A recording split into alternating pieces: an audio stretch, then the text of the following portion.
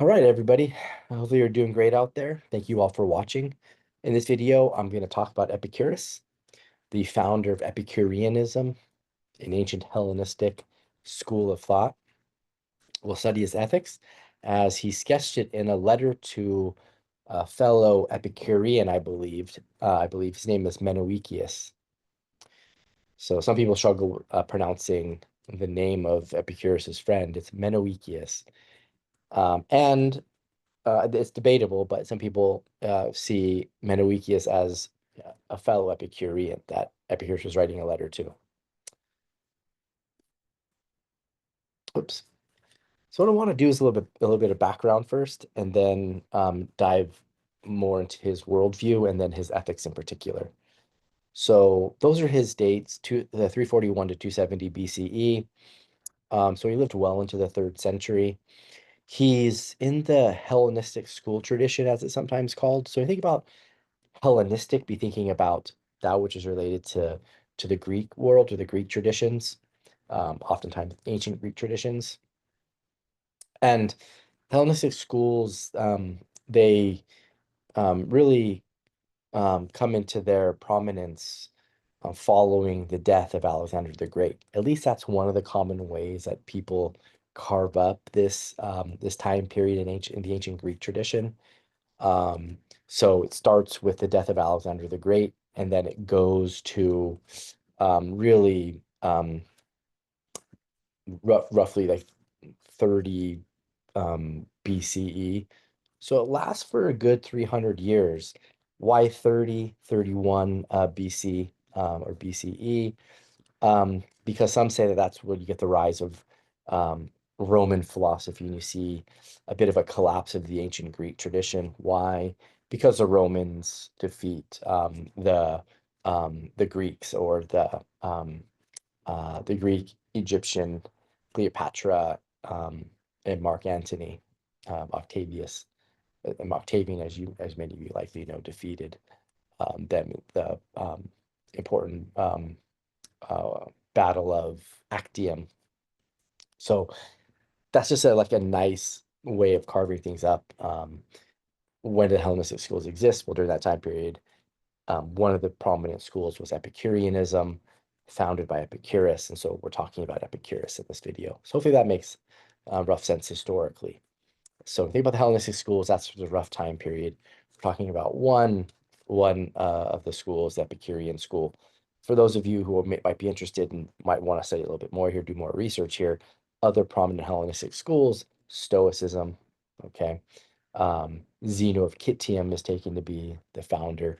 A figure named Chrysippus was an important developer of the Stoic tradition. And then skepticism, or what's called academic skepticism, is another prominent Hellenistic school. They're the Cynics as well. A figure named Diogenes the Cynic was the founder of that school. So there's a lot going on in this tradition, but again, we're focusing on one figure. So some background here with Epicurus in terms of his life. He studied philosophy in Athens at Plato's Academy, and then after Alexander the Great's death, he moved to Colophon, which is in present-day Turkey, and there he studied philosophy with a figure named Democritus, who was an ancient atomist. Um, and what it means to be an atomist is that um, you think that the world, the reality, as it were, is composed of either atoms or things composed out of atoms. So everything that exists is either an atom or composed of atoms. Um, at least the physical world, but typically figures in this tradition were focusing on everything that exists. Okay. The contrast view in the tradition is a view that has it that the material world, as we know it, is actually infinitely subdivisible. So atoms are, in the ancient Greek tradition, understood as literally partless entities, physical entities, that then serve as the building blocks for everything else. And there's a debate between the atomists and those who rejected atomism by maintaining, again, that for any material object, there's always a further part that it can be subdivided into. So that's a view according to which matter is infinitely subdivisible because there are no atoms. So atoms would be these basic building blocks. And they're different from the way we think about atoms in contemporary times, where we think about, a nucleus with protons and neutrons held together by strong and weak forces, and then you have um, electrons, as it were, orbiting around the nucleus. So there are parts there already with our contemporary way of thinking about atoms. But for the ancient Greek thinkers, atoms were literally partless physical objects. They couldn't be further subdivided. Okay, and their opponents in the ancient Greek world were those who thought that no, matter is infinitely subdivisible. Okay, and there was a really, really interesting debate that took place between these two camps. And this debate still goes on to this day. So I won't bore you with those details, but if you're interested in how that debate's playing itself out in contemporary times, let me know. We can have a chat about that. So later, Epicurus, he moved back to Athens and started a school called the Garden. Sounds lovely. He gained many students and followers, and soon the Epicurean movement began. Epicurus taught in a simple manner so that anyone could learn from him. So he wasn't really interested in developing a whole lot of technical jargon, though he knew the technical jargon very well. But when he taught his followers, he taught in a very simple way. His message was the gospel, or the good news of happiness or pleasure. So Epicurus is someone in the tradition who defines happiness in terms of pleasure, enjoyment, blessedness, contentment, and the like. So these are all, in a way, synonyms for Epicurus and Epicureans more generally. And that this what's central to the gospel of happiness, the gospel of pleasure, if I can put it that way, is that it's easily attainable, more easily attainable than you could imagine. So that's at least some initial background. Um, So his general philosophical worldview, I've given you a sense of his view of what we call metaphysics in philosophy. And here in the parentheses, I just have the study of ultimate reality. So when we do metaphysics, we're interested in what fundamentally or what ultimately exists. So philosophers going way back to Plato, even Aristotle, they were interested in giving an account of what's ultimately real. Okay. Um, and so you can imagine philosophers saying, okay, well, what's ultimately real would be matter. Matter sometimes ultimately real, or perhaps matter in addition to some some soul or some spirit or something like that animates our bodies. And you might say that God is part of ultimate reality, or God is the source of ultimate reality, or something like that. So philosophers have long been interested in thinking about what generally exists, but what generally exists in this ultimate kind of way. And going back to figures like at least as far back as Aristotle, one of the central issues is like, what kinds of things do other things depend on for their existence? So when you think about ultimate reality, we're thinking about those things which are like the independent things that give rise to all other things. So for Epicurus, when he gave his worldview, well, he's someone who says that what's ultimately real is matter. And then he gave an account of matter. Okay. So his view is that everything in reality is ultimately material. Okay. So this is a interesting view, thinking about when Epicurus was writing. So Epicurus is writing in the ancient period, where it's very common not just to believe in material things, but also to believe in spiritual things, supernatural things, the gods, souls, and the like. But Epicurus, he says that the gods exist and that souls exist, but he understands them in purely material terms. So everything that exists is material. So the first point under metaphysics here, under Epicurus' metaphysics, is materialism. Uh, all of reality is ultimately material. So that means the gods would have to be material, but so are we. We're purely material as well.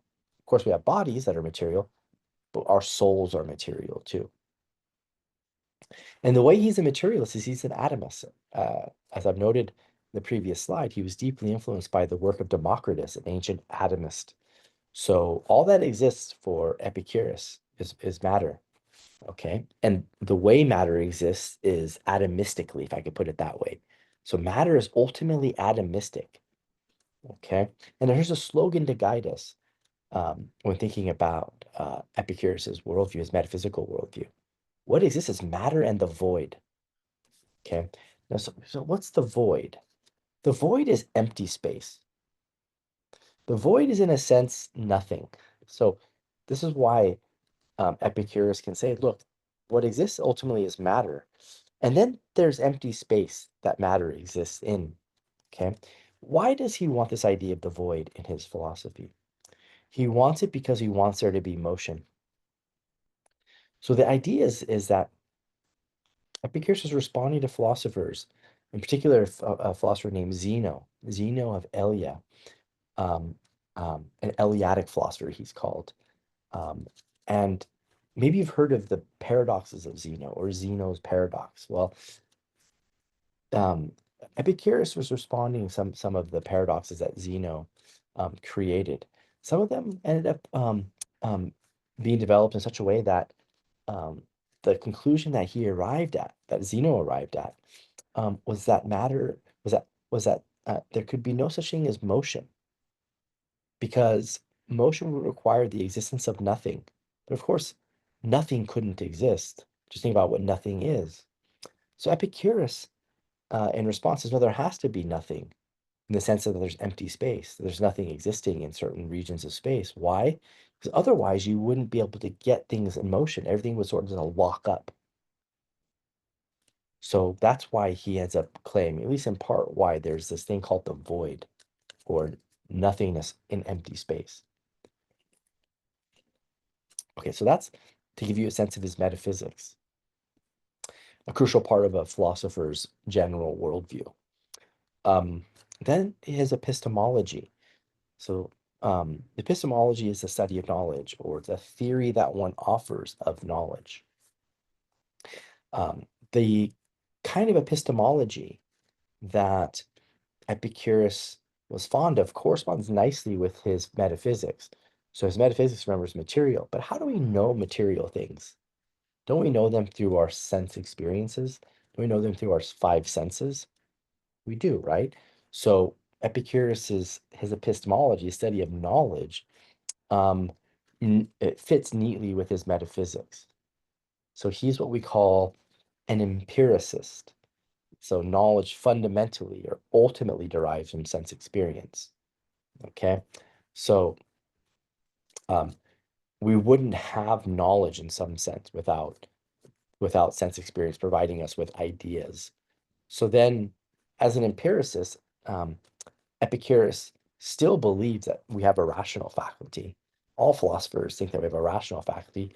There's different questions that are asked, different debates that are had regarding the connection between our sense experience and our rational faculty. But Epicurus, like all philosophers, thinks that we have a rational faculty. Um, and he, Epicurus, thinks that what happens like in a broad sketch is that we use our sense experiences to gain ideas in some manner, and then our reason, our rational faculty, is able to operate on the ideas that we get from sense experiences. So that's just to give you a sketch of his epistemology. But to be an empiricist means that you're prioritizing sense experience in in our ability to gain knowledge. And his ethics, what we're more interested in, most interested in, moving forward, is, well, like all ethical theories, is something about a study of how we should live our lives, study of how we should be, or study of how we should live. And hedonism is his theory. So his ethical theory is hedonism. Why is it called hedonism? Because hedonism just means pleasurism. So you have hedon, derived from the word hedone, which means pleasure. So pleasurism is his view. Pleasure is the central ethical concept. Okay. So we'll say more about that. But fundamentally, for Epicurus and other hedonists, other Epicureans for that matter, on this topic, anyways, um, is the thing that our action should aim at, and the life we should live is the pleasant life. So a bit more on his ethics, sort of big picture wise, before we dive into some of the key points from the letter to Menoeceus, is that still Epicurus's theory, his ethical theory, is in some way virtue-centered, but in a way that's different from the way Socrates' theory was and the way Aristotle's was. So Epicurus' theory is a virtue ethical version of hedonism, in the sense that virtue is going to be central to living the hedonist life or living the pleasant life. It's just going to turn out that pleasure is the thing that is intrinsically good. And virtue has to then be only extrinsically good, as we've talked about. That means it's derivatively good. Virtue is good insofar as it brings about pleasure. Virtue is good insofar as it contributes to living a pleasant life. But virtue is still, as an extrinsic good, the most important of the extrinsic goods, because it's, as I note here, required for living the pleasant life. Okay? In order to live a pleasant life, you have to live virtuously. Now, keep in mind, Epicurus's view is that pleasure is the one thing that's intrinsically good. Virtue is just the most important of the extrinsic goods. And as it turns out, it seems like what Epicurus is saying is that it's the virtuous pleasures that at the end of the day will be best for us. Okay? So all pleasant experiences are good for us. Okay? But some pleasures, on Epicurus's view, won't be worth pursuing. Okay? The ones that would be worth pursuing are the ones that are virtuous, or the ones that virtue will guide us or lead us toward. Okay. So what I want to do now in terms of capturing what Epicurus is doing in his letter to Menoeceus is really setting up a four-part cure. And you're like, okay, what's this four-part cure? Well, it's a cure to the problem of unhappiness. So think about when Epicurus is writing. He is writing in the 4th and 3rd centuries, early 3rd century BCE. There's a lot of human unhappiness. The vast majority of people are living impoverished lives. Okay. And it's really not, it's, it's not really until more recent times that we see a significant percentage of the world's population relatively happy, okay, or living what we would consider to be, high standards of life, especially in the developed, quote unquote, the developed world. In the 1980s, for example, it was estimated that that 20% of the world's population was what's considered extremely, absolutely impoverished. Okay, and that's been shrinking. Okay, it's been shrinking considerably. So then it used to be like 1 billion out of 5 billion people on the planet were.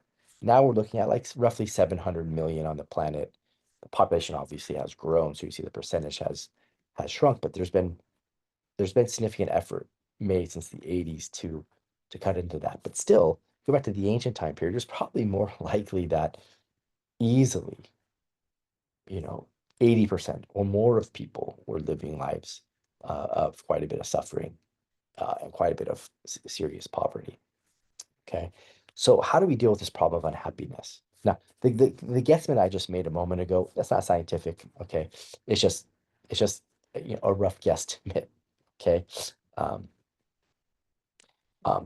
no doubt there are people out there who have done this kind of work. I'm not going to claim to be doing the empirical work on that. I'm just trying to set up the idea that immense suffering. Okay, and so how do we deal with that? So what's the cure? The cure is to unhappiness, to living lives that aren't filled with pleasure. Okay, lives that are seriously impoverished when it comes to living pleasantly. Okay, so we're going to set up the 4-part cure, there'd be 4 setups to the 4-part cure. Then obviously there'll be 4 parts to the 4-part cure. So we'll go through these as carefully as we can. So one, pleasure is defined primarily, if not entirely, in terms of absences. So here we get Epicurus's at least initial and general ideas about the nature of pleasure. So it's defined primarily, if not entirely, in terms of absences. And the relevant absences are absence of pain in the body and absence of fear and conflict in the soul.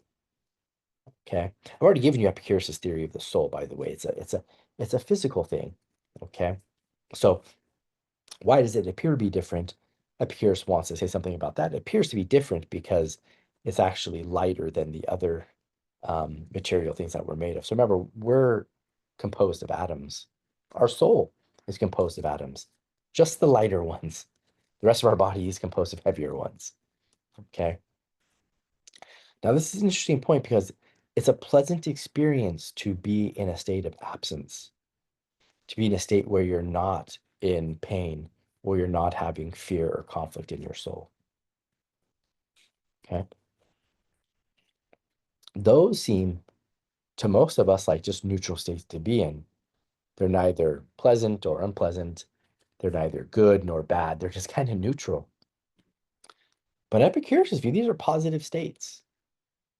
These are pleasant states to be in, states where you're not in pain, not in fear, and not in conflict. Okay? So at least initially, that's a counterintuitive view.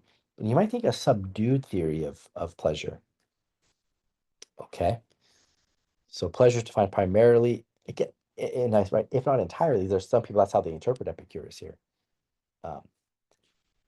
So I like to think that it's defined primarily in terms of absences because, of course, you can have pleasant experiences which aren't absences. Okay, so I think that my preferred reading is it's pleasure is defined primarily in terms of absences. But some out there, I'm just gonna note they'll sometimes claim that no, pleasure is defined entirely in terms of absences. Okay, to me that's a bit strong, but I'm just gonna let you know that that's a view that's in the Epicurus literature. 2, the pleasant life necessarily involves the enjoyment of simple, non-extravagant pleasures, the natural and necessary pleasures. Okay, the pleasures that correspond to things that are natural, you might say, to us and necessary for our survival. So I've given some examples here. Enjoy food and drink that contributes naturally to good health. Okay, so when you're at the banquet table, fruits and vegetables and grains and a little bit of meat. So that things back in the day. And believe you me, there were debates about vegetarianism and anti-vegetarianism back in the day. The Epicureans were on the vegetarian side, on the anti-vegetarian side, excuse me. So it's fine to enjoy a little bit of meat, but not too much. So many ancient thinkers thought that consuming too much meat led to ill health. Okay, so enjoy food and drink that contributes naturally to good health. Enjoy some wine, but not too much of it. Using one's mind, senses, and reason to learn from experiences. That's a kind of pleasant experience to be in.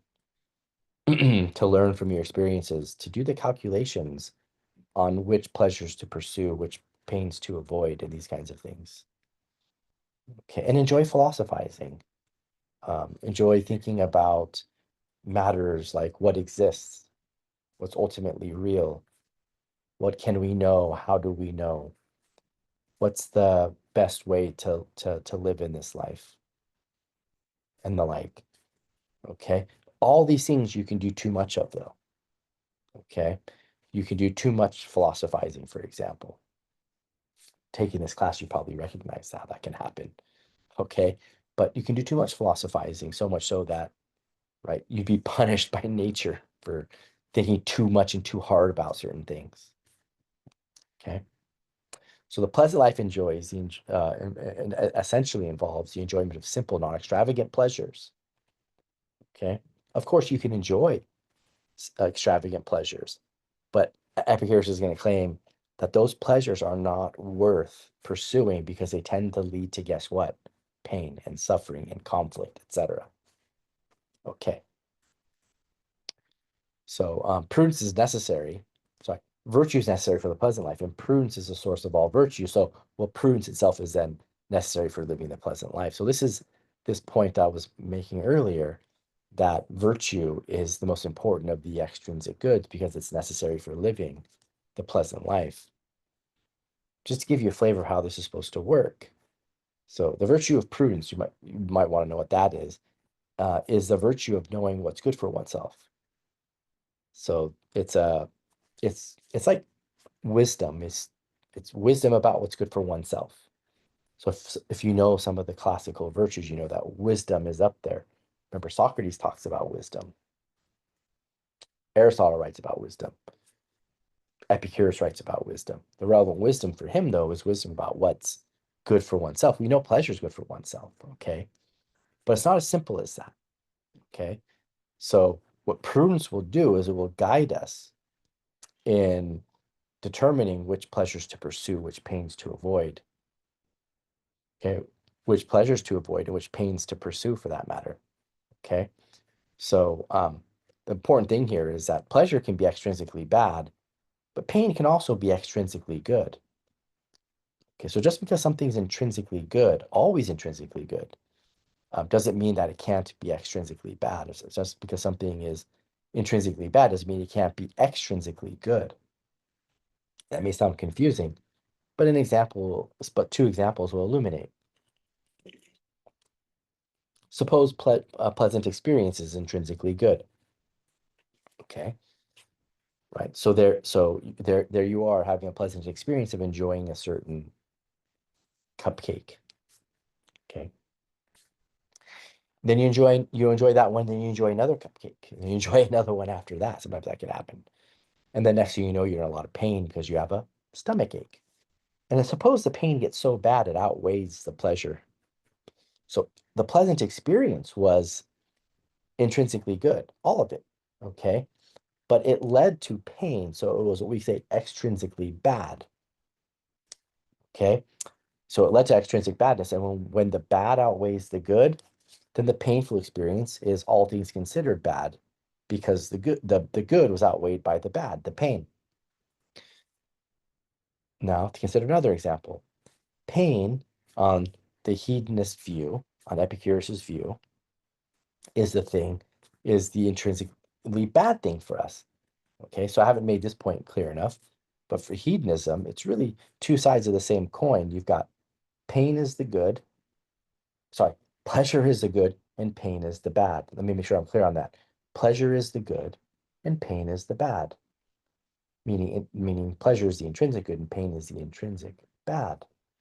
So let's consider an example of a painful experience or set of painful experiences that's extrinsically good. So just because every painful experience is intrinsically bad doesn't mean it can't be extrinsically good. So imagine exercising and the pain you get on leg day. So those of you who really do leg days, you know that that can be very, very painful.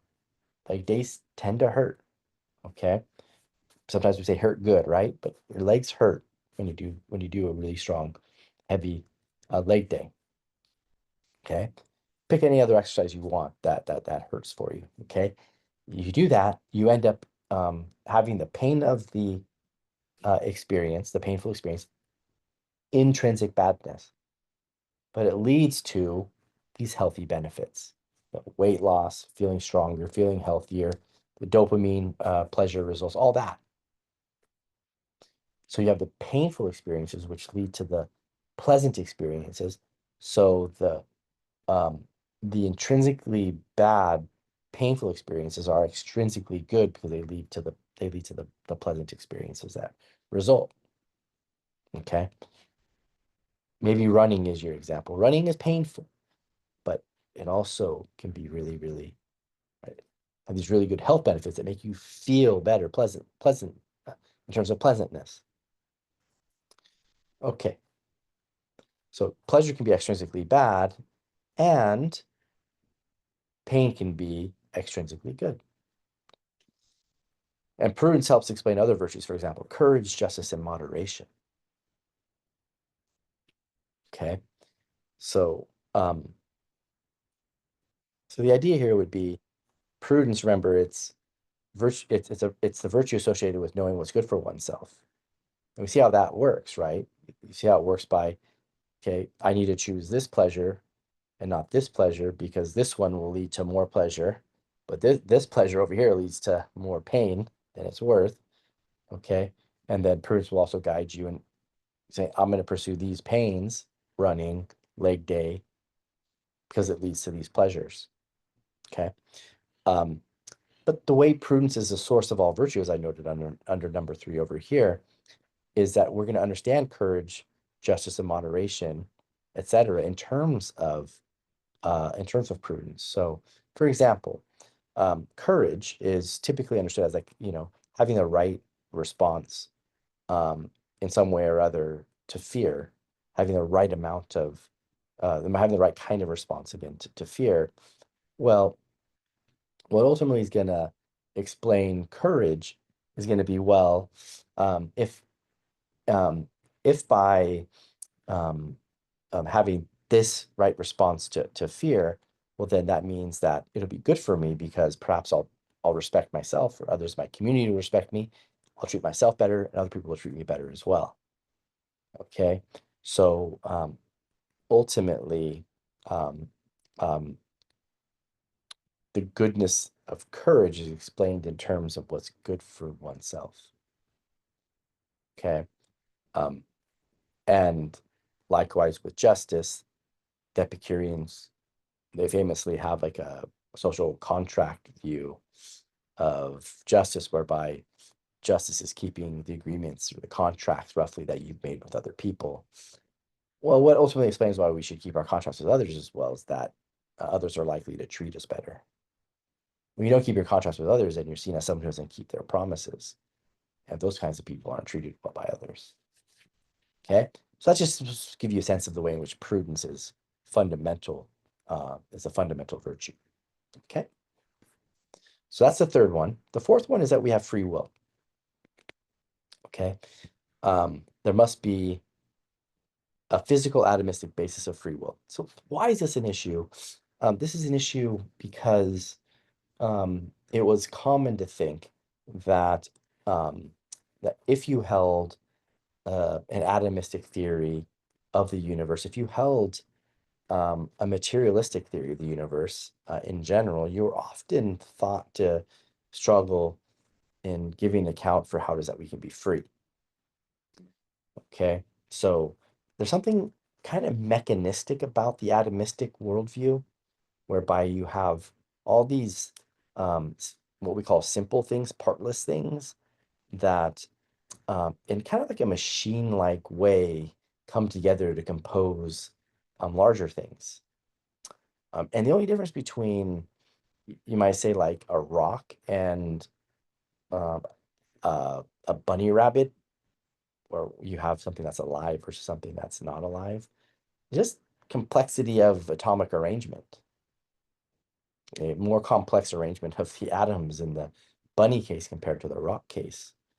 So, so the world and the things in the world seem very kind of mechanistic or very machine-like in a way, compared to the Aristotelian tradition, for example, which maintains that all living things have souls. Okay, and those souls aren't these things that are reducible to the atomic arrangements of things. Okay, so so um, machine-like things seem like they're deterministic in the sense that um, they happen by way of necessity. Um, and so it's hard to see like how it is that you could get free will when free will requires that there's no necessity that the thing happens. Okay, so if you're an atomist, then you might struggle explaining how it is that someone can do something freely, because when someone does something freely, they do something that's different from like the way machines do things. Okay, they make choices. They're able to deliberate between options and choose one or the other. Whereas machines, at least when we think about machines back in Epicurus's day, they acted in a very sort of straightforward um, necessary way, okay, where there's no choices being made between options. So what Epicurus wants to try to do is he wants to try to at least provide a general sketch of how it is that we can have free will in an atomistic universe. And the way he does so, he says, well, atoms must have some indeterministic element. Indeterministic just means like non-deterministic or non-necessary element. Um, so then there's room for choosing options, a genuine room for choosing options. Um, um, this element, sometimes called a swerve, as developed by a later Epicurean philosopher named Lucretius. He was, I think, second century Roman Epicurean that leads to non-random, non-deterministic action. Okay, so the idea of swerving is something like, um, for Epicurus, it's like a break. It's a break that he had with other atomists, which maintain that atoms just always move in straight lines, because they sort of follow the path of the shortest distance between points, which is an ancient idea and one that we get from someone like um, the famous mathematician Euclid. So um, Epicurus thought that no, it could be the case that atoms, instead of always moving in a straight line, sometimes swerve, sometimes move in a curved manner, and do so in this kind of unexpected way. Um, uh, and then this provides the physical basis for at the macro level of making decisions, we can choose one course of action as opposed to another. And the free will is so important for Epicurus because he thinks it's essential, as many do, many have thought, for moral responsibility. So Epicurus wants to account for there being moral responsibility, that we morally um, um, engage with our world, can be morally accountable for how we live our lives, we be morally accountable for trying to live pleasant lives, etc. Okay, so he wants to have a world where there's accountability and morality. He doesn't see how you can have moral responsibility, moral accountability, morality in general, unless you have free will. So he needs to try to develop an account of free will within this mechanistic, atomistic, materialistic worldview. Okay, now Epicurus's four-part cure. He tells us one. So we've kind of done the build up to the four-part cure with 1 through 4 to this point. Now we're going to do 1 through 4, thinking about the four-part cure. And even though we've done all the legwork already from thinking about the letter to Menoeceus, now we're in a position to where like this will go, some of this can go much quicker. So do not fear the gods, would be the first of the four-part cure. So why shouldn't we fear the gods? Now keep in mind, fearing the gods is something that many people do to this day, at least, or they fear God, the one God, depending on their religion.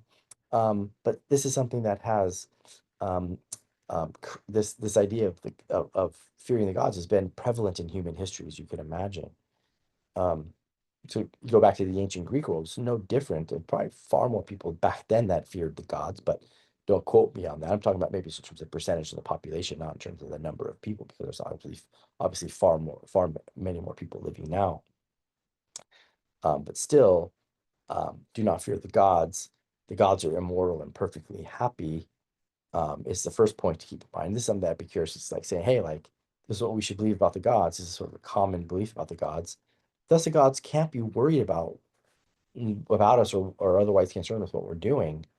If the gods literally are perfectly happy, living perfectly pleasant lives, then it would count against their pleasure if they were to be worrying about us and whether or not we're doing what they want us to. So the gods must just be doing their own thing while we're doing our own thing. And lots of us are thinking that the gods are worried about us and that the gods are monitoring what we're doing in such a way that if we don't do what they say, then they're going to punish us. So the gods, on this view, a very natural view, a very natural Athenian theology, they're not seeking to punish us for wrongdoing because they're too busy living happy, perfect lives. So we shouldn't fear the gods. And by not fearing the gods, we put ourselves in these absent states. in a state like where we're not in fear, which is for Epicurus a positive state.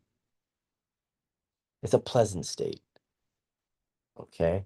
Think about how fearing the gods might consume someone's life so much so that their life isn't pleasant. Well, once you don't fear the gods, then you make way for living a pleasant life. The same thing with not fearing death. Epicurus claims many people think that death is like the greatest of all evils, like Socrates thought. But Epicurus says we shouldn't fear death. Okay, sometimes many scholars think that we should that the second of the four-part cure is believe that death is nothing to us. But the reason why Epicurus is so concerned with with us believing that death is nothing to us is because he wants to get us to see that we shouldn't fear it. And if we don't fear it, then we're in one of these absent states again, and our lives can then go on and be quite pleasant. And what Epicurus says, like once again, a little bit of philosophy goes a long way. A little bit of careful thinking goes a long way. We should believe that death is nothing to us. Why should we think that death is nothing to us? Because when we die, it's over forever. Okay, so it's not as if death is a state that we go into, and where there's some afterlife, and we're like, oh, this is suffering. Epicurus's view is that when we physically die, when our soul dies, our soul's a physical thing anyways, then it's over for us forever. And so it's just like a blank. And that blank can be neither good nor bad for us. So if we believe death is nothing to us, as we should, when we think carefully about what death is, then we won't fear death. Okay? So he's obviously working with the conception of death that many of us might disagree with, because we think that death is just physical death, and that doesn't mean the permanent end of existence.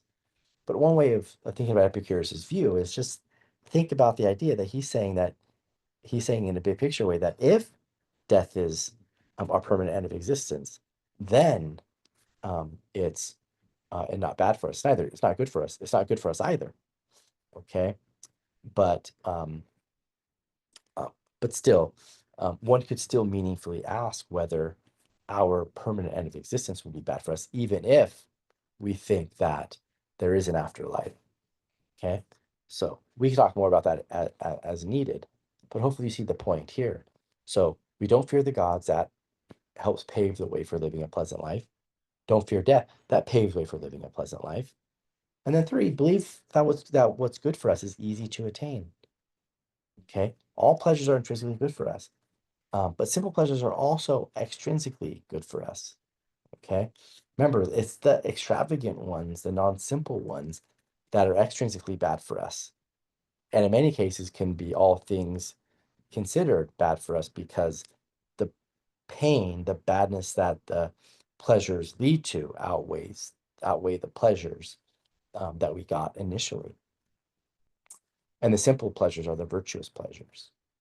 Okay, so we're thinking about the idea here is like, why are people, what's one main reason why people are suffering and living lives of unhappiness, or they're not living pleasant lives? Well, because they seek extravagant pleasures. They seek to satisfy extravagant desires, temper those desires, temper the pleasures, go after the simple ones that are in line with our natural necessary ones, and voila, we end up happy. We end up living pleasant lives. So the simple pleasures again are the virtuous ones. And now number four, the four-part cure, is maybe the toughest one to understand, but we don't have to focus too much on this, but I just want to give you a sense of it, given that there's a bit of controversy about what it means. But what's terrible is easy to endure. What's painful is easy to endure. And I think it's helpful to think about this in terms of my first bullet point here. Having a method to get back on track makes pain easier to endure when it comes. Okay, so we're in some painful state. Very often we can just get back to work and following Epicurus's principles, seek seek more simple, natural, necessary, virtuous pleasures, etc., and the pain will subside. It won't always, but that's at least a guide. And pain's often fleeting and shouldn't always be avoided, of course, because some pains lead to pleasure. But pain is often fleeting.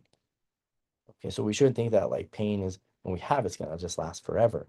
And most pain is mild to moderate, not severe. It might be of a chronic nature. Okay, and when it is terrible, well, having a method to get back on track can make that easy as well, make it easier to endure. Okay, so that's part 4, the 4-part cure. There's a lot more of Epicurus.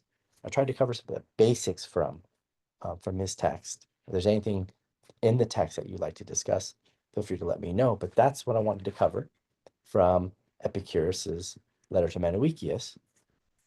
I'll go ahead and stop there. I'll wish you all well. Thanks for watching, and be in touch with any questions you have.